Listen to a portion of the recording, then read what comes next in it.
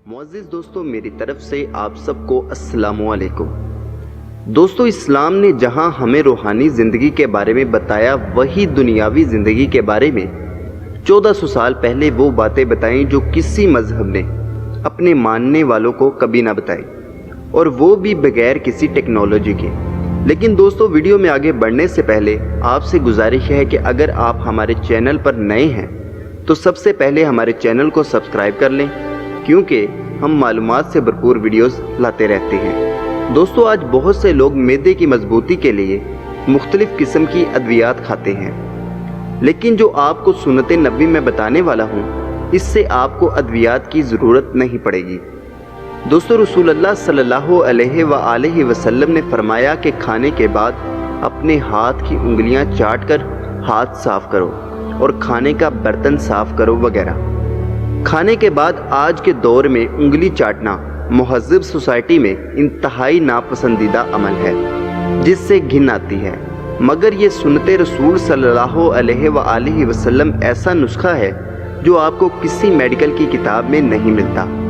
एक European doctor कमज़ोर मैदे की तक़वियत पर रिसर्च कर रहा था। कई साल मेहनत करने के बाद वो इस नतीजे पर पहुंचा कि उंगली चूसने का अमल अगर तसलसल से जारी रहे तो मैदा कभी कमज़ोर नहीं होता।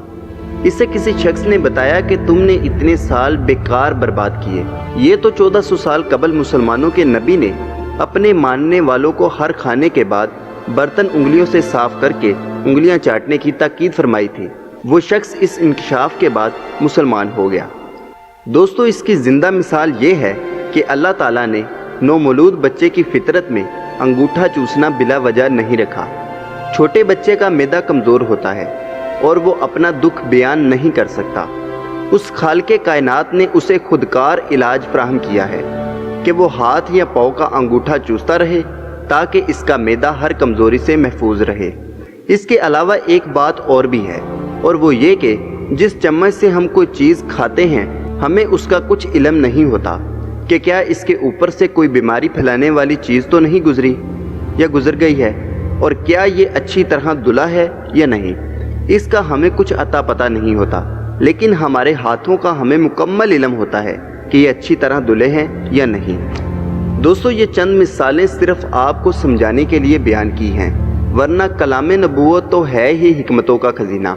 ज़रूरत सिर्फ गौर तदब्बुर की है, जिसकी तौफीक तलब करते रहना चाहिए। अल्लाह पाक हमें प्यारे आका सल्लल्लाहु अलैहि वसल्लम की प्यारी सुन्नतों पर अमल करने की तौफीक अता फरमाए। उम्मीद करता हूँ आज की ये कोशिश आपके इल्म में इजाफे का सबब बनी होगी। अपने दोस्तों और रिश्तेदारों का ख्याल रखिए। अल्लाह हाफिज़। अल्लाह निगहबान।